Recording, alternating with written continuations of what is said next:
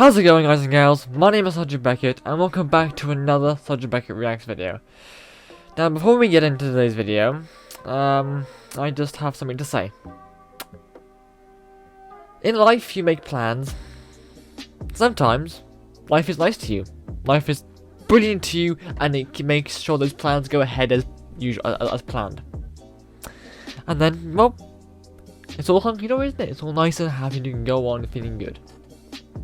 Sometimes, however, the opposite happens in life, and you make plans, and life completely fucks you over. And that is related to today's video. So, what I'm watching today, I've already watched before, and I recorded it all nicely. Everything went fine. Although I've just noticed when I was gonna make a snippet clip for TikTok on my from this video. I noticed that's odd. Why is there no sound from this clip? I'll spare you the details, but after a lot of looking into things, I realized, oh shit, I rendered this entire video without fucking audio. Now, normally in this situation, I would go back to the recycle bin where I've deleted the video, get back the video files, and then, yeah. Normally that would work. That is, of course, if I hadn't already, before this, downloaded a computer optimizer, and eradicated every single deleted file that's in the recycling bin, prior to this. And the only reason why I'm pissed off with this, so I enjoyed the video I made originally. It was quite funny because I was left speechless. Like, going into this video, my thoughts were not what my thoughts going into this video were not what I thought the video was going to be about. It was completely different, and there was so much random shit in this video that left me speechless. I just couldn't comprehend anything. And the fact that I couldn't comprehend anything, the fact that I was just trying to figure out what the fuck was going on in this video, because of that, I liked the video that turned out because it was me not knowing what the fuck was going on. So alas, you won't get the original video that I made. I mean, you can see everything, you just can't hear shit. And without the sound, the context is pretty crap. But I thought to myself, this video that I watched was too good not to do a video on it. So I'm doing it again. And this time, I'll make sure that everything is fine. I'm going to leave the files where they are, in case for whatever reason I fuck up again. So that if I do fuck up, I can fix it. On a genuine note, when I discovered this, I was properly bummed out. I was utterly pissed off. Because I watched it back and it was a funny video that I made. There are some things I might try and wrangle in again. Maybe, if I can. I'll try and wrangle in the original video and then so you can see snippets of what I did have originally. But if I can't, then I won't. Because that's how much I want when the original wanted to work. That's how much I liked it. I still want to have it there. So I might try. If I can weave it in, I will. If I can't, I won't. To be honest, I could probably do it for most of the. To be honest, I can probably do it for a lot of the times I'm not actually talking. Because then that's fine. But when I am, I'll have to, obviously cut away from it and stuff. But yeah, so a bit of context in general first. The video I'm watching today is called Star Trek is an Absolute Nightmare. Here's why. And the reason I originally watched this video was because it was on my recommended page. And when I saw the title, I was like, oh, when I saw the title, I was like, oh no, here's a person who doesn't like Star Trek. I'm gonna have to react to this to see what they say.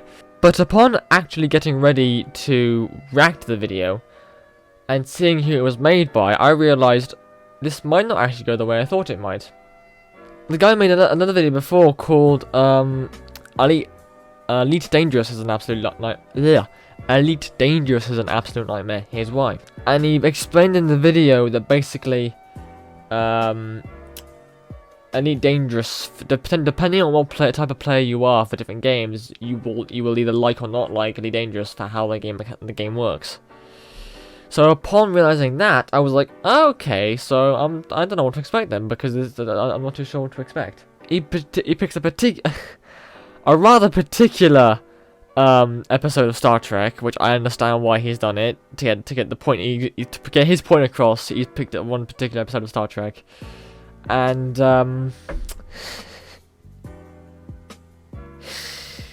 oh fucking hell. I recorded that originally. I recorded this video like not this recording right now when you're seeing, but the recording that I fucked up, that I lost the audio for. I recorded that like a month or two ago. I'll find the date of when I actually made the file, so I'll pop it up in the editing here somewhere. But I made it a while ago, and even now I'm still remembering what it is all about. And I'm just I'm both laughing I'm both laughing because it was just hilarious, and because it was chaotic at the same time. Oh, anyway, I'm gonna stop blabbering now and actually get onto the video. So, let's go. Another day in space socialist heaven. Status report, Mr. Worf? Everything is tip-top, sir. Worf, is that a Toblerone bar on your head? A warrior is always cautious of low blood sugar, sir. Yes, well, perhaps. Worf, status report. Sir, our shield strength is down to 43%. Take evasive action. It's no use, sir. They've matched our movements. Incoming here.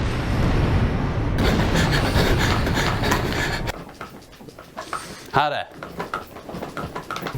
Worf, suggestions. To avoid capture, sir, I think we should activate the self-destruct sequence. Do it.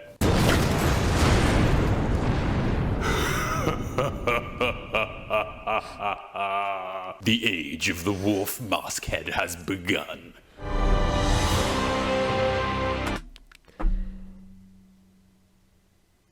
Even that intro alone still makes me laugh, just because of how stupendously chaotic it is. It's like, just what the fuck? Oh, fucking hell.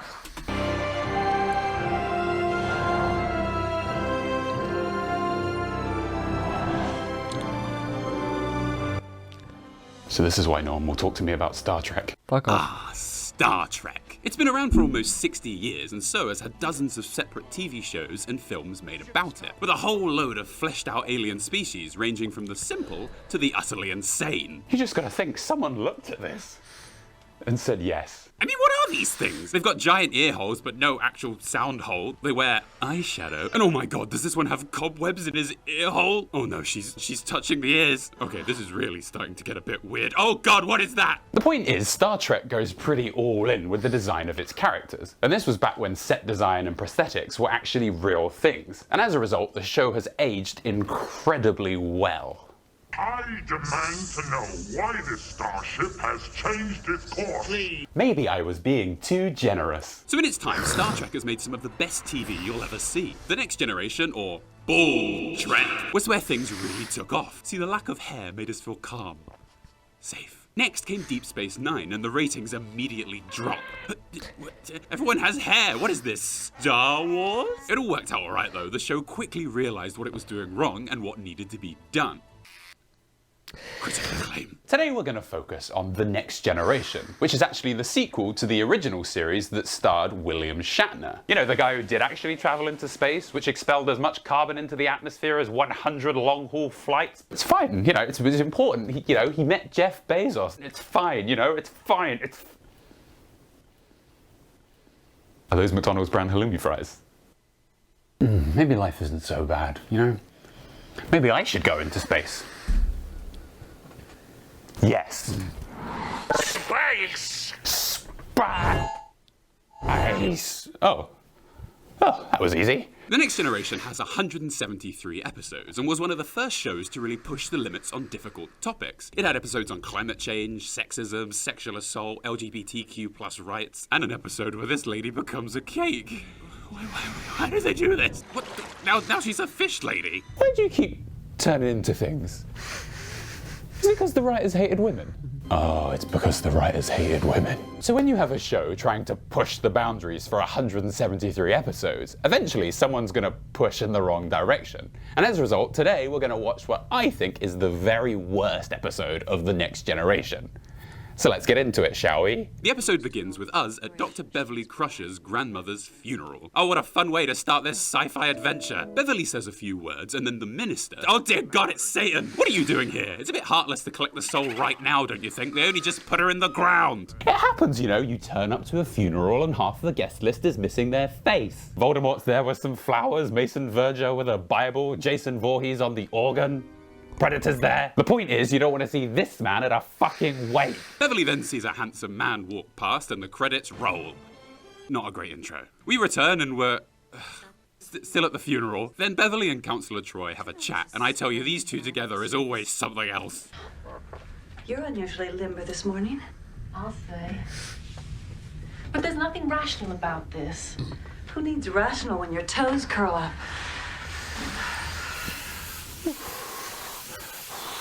Seriously, though, who is this for? Would anyone actually want to see this? Nah. Thank you, ladies. Caldos Colony is a most impressive accomplishment. I actually feel as if I'm in the Scottish Highlands. I know how he feels. My ship, too, is an impressive accomplishment. I actually feel like I'm in London, sitting in a garden chair covered in tinfoil. But of course, actually, I'm in space. Councillor Troy and Beverly then have a chat in her grandmother's old house. Councillor Troy then notices an antique candle. She eventually leaves and Beverly goes upstairs to read her grandmother's journal. A man then breaks into the house and tries to steal the candle, but Beverly manages to wrestle it off him. How do you know who I am? I'm Ned Quint. I'm sorry, could you say that again? I'm Ned Quint. I'm sorry, could you say that again? I'm Ned Quint. I'm sorry, could you say... Actually, no. Could we put on some subtitles, please? I'm Ned Quint. Oh, Ned Quint. Okay. I took care of your grandmother's house and her affairs. Oh. Her affairs, eh? Now, you may think I'm being overly suggestive here, but this is nothing compared to where this plot is actually going. Nana never mentioned you. Oh, there's lots of things he didn't talk about. Okay, Scotland, before you get mad at me, this actor isn't even Scottish. I lived in Scotland for 4 years. I know what a Scottish accent sounds like. It's him you need to sort out. Ned then warns her that the candle is cursed, but Beverly doesn't listen and kicks him out. Howard women, always the same stubborn fools. Oh my God, careful, you almost hit Beverly there. And you keep that damn candle. I'll not be responsible for what happens. Oh my God, he sounds just like Shrek. What? Why have they done this? Then just as we start to forget what fucking program we're watching, we end up back on the Enterprise. Oh, thank God. Satan is worried because his planet's artificial weather systems are acting up and causing storms. But Geordie, the ship's engineer, is on the case. I certainly hope so. There's a caber toss scheduled for tomorrow afternoon. I'd hate to see it spoiled by an unexpected downpour. You wouldn't believe. That was strange, wasn't it? That scene went on for much longer than you would have thought it would. I wonder why they did that.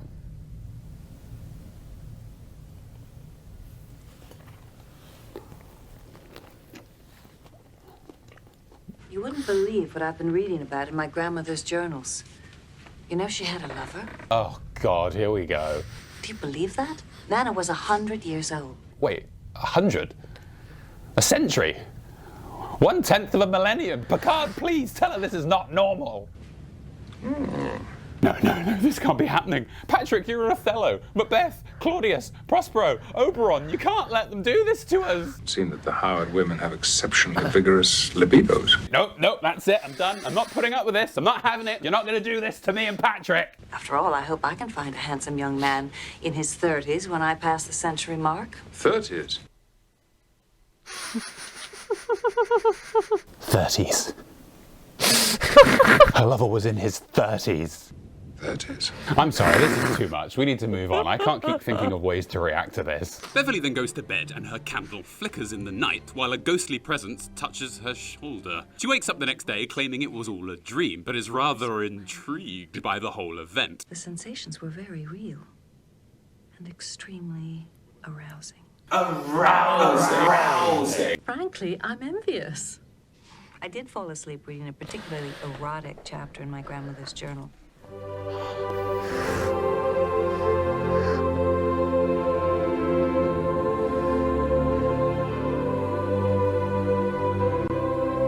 Ah, hello there, child. Thine has ascended to a higher plane of wisdom. What great truth enlightened thee? Perhaps you found unity within the Elder Scroll of the Sun.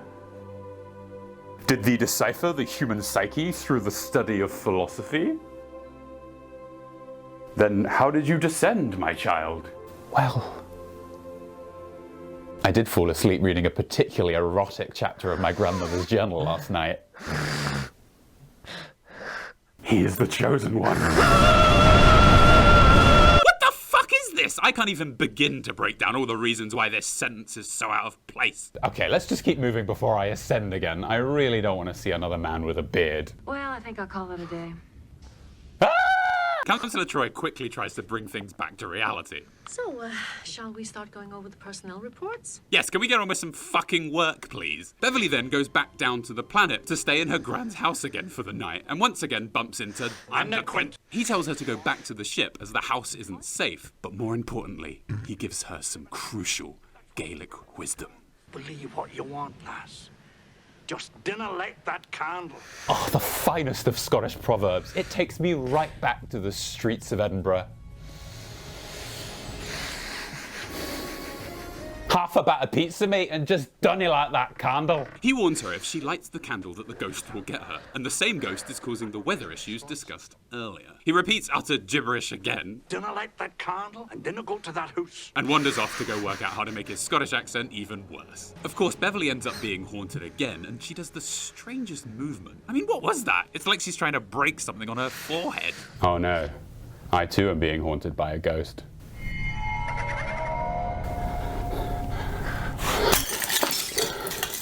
Oh my god, we're back on the Enterprise. I think things are gonna be okay. Oh no, I was wrong. Take me back to the ghost. So Beverly admits to being in love with the ghost after he spooked her the night before. I met Ronan. Your grandmother's lover? He's unlike anyone I've ever met before. Yes, Beverly, he's fucking non-corporeal. There's also another plot going on where the weather on the Enterprise is going all screwy, though this is the only scene where we actually get to see it. There appears to be a condensed suspension of water vapor. Fog. It just sort of rolled in on us, sir.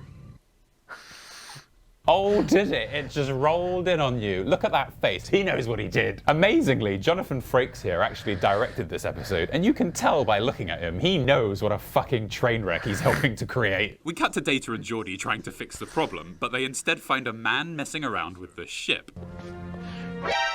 Hey, it's Ned. How you doing, Ned? I've missed that accent. Oh, wait, somewhere to be. Sorry, don't let me hold you up. And then he gets electrocuted by the ghost. He's dead. And Scotland rejoices. Callum, he's dead. You've got your language back. What? Who's dead? Is everything all right? Yeah! Beverly then goes back to confront the ghost about what he did, but suddenly he's real and he can touch her. Oh god, no, it's Joaquin Phoenix.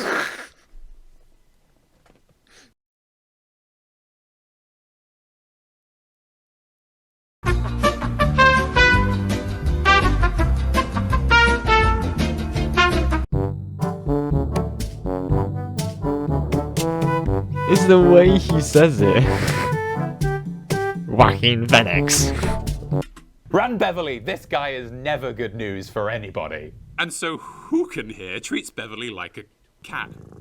For quite a while. I'm really not sure what's happening here, but it works and she forgets all about the murder and decides to live with him. And we'll be together. Always. Well, if you say it like that. Absolutely not. Beverly then experiences every single emotion known to man, and I've never seen anything quite like it. Just watch.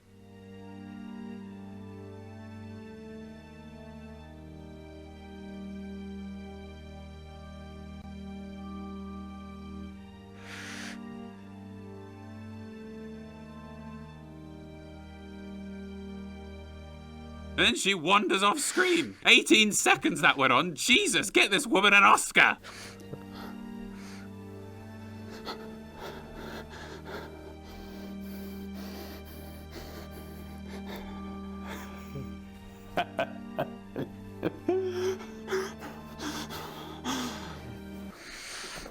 Beverly then spends the next few days getting ghost vaped. Oh, Ronan. When will you reform, Boyzone? Life is a roller coaster, you just gotta ride. In the meantime, though, the guys on the Enterprise work out that the source of the ghost's power seems to be coming from... It appears to be concentrated within Felisa Howard's coffin. Then everyone just gets really excited about the notion of exhuming this poor old woman. Captain, we'd like permission to exhume the body. Exhume the body. Exhume the body. Ronan quite understandably gets angry and then electrocutes Picard, while outside, Data and Geordi start digging up the coffin. We're ready down here. Aye, sir. Oh, of course, it's the future. They don't have to dig it up. I forgot it was the future. I'm sad. So they, open the grave, and Data works out that it is in fact the old lady's literal corpse that is in fact powering the ghost man. It appears to extend to the cellular level. That's impossible. Yes, Geordi, I think that is a fair assessment of this situation. So they zoom in on the body, and oh god, it's the lady from Spirited Away! The old lady then electrocutes Data and Geordi, and Beverly comes over to tell her to leave. Beverly, it's all right. Have trust in me. Well, if you say it like that, no way. Nana's dead. Leave her alone! Careful there, Beverly. This ship isn't that stable. And Beverly's scream is so loud, in fact, that it kills her poor Nana for the second time. She then goes to check on her Nana, but the ghost comes back. Beverly! Ah, she can't take it, Captain. Beverly then gets fed up of the ghost and starts using what is known in Star Trek as technobabble to save the day. Anaphasic energy is extremely unstable. It needs an organic host in order to maintain molecular cohesion. Why is she behaving this way? Molecular cohesion. She then finally has enough of all this nonsense and just shoots the alien. I don't know why no one thought of doing that until now. At the end of the episode, we come back to Beverly and find that she is actually quite sad without her ghost friend. Because underneath all the murder, assault, forced resurrection, and really loud noises, he was actually quite a nice man. Whatever else he might have done, he made her very happy. And then the ship sails off into the night. Darkness. Space! Captain's log, stardate 420-BL4-ZE. It appears that I've mostly recovered from being electrocuted by that evil space ghost alien. It of course wasn't nearly as bad as the time I was tortured for 30 days. Or forcefully mutated, when I got brain damage, was impaled through the heart again. Oh, sorry, I didn't see you there. I've gone completely insane after the 5 or 6 emotional breakdowns I've had over the years. In the next episode, we'll be taking a look at Voyager, which I'm told by everyone is the worst Star Trek of this era. So hopefully there'll be a gem there to talk about. But in the meantime, computer, TL Grey hot. See you next time.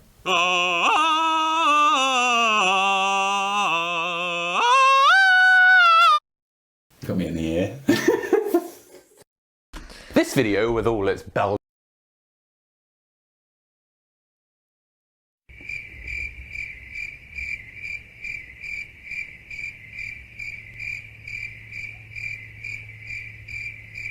A few moments later. I still have no idea what the fuck's going on. It's still chaotic. But, yeah. It will never be as good as the first one because it does not have that first time reaction flair that the first one did. That made it so good. But this one's still good. Yeah. But yeah. So that's the video that I was so desperate to have as a video. I had to re-record it. But I hope you enjoyed the video anyhow. I definitely enjoyed reacting to it again. Again, I will still try and salvage what I can from the other video. So hopefully I'll make it as maybe a little bit more as good as the first one. That I did.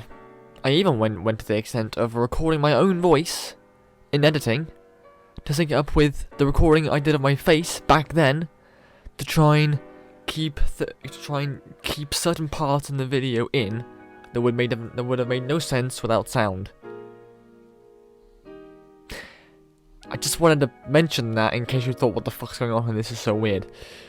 So, for example, the bit where I was basically laughing at the Joaquin Phoenix joke that the guy made, yeah, that voice was me in post-editing, trying to match my voice to how it sounded then and now. Just so you know. Anyway, back to the video. But on that bombshell, thank you all again. Thank you all again so much for watching. If you liked this video, please leave a like, leave a comment. Please consider subscribing to my channel, Sergeant Beckett. If you like, in the description there's a link to my link tree. In that link tree, you can find links to places, links to other places on the internet that I also reside to as well and do other things on. So go and have a look and gander and have a look around and see what you takes your fancy. Thank you all again so much for watching. I shall see you all in the next video. Adios.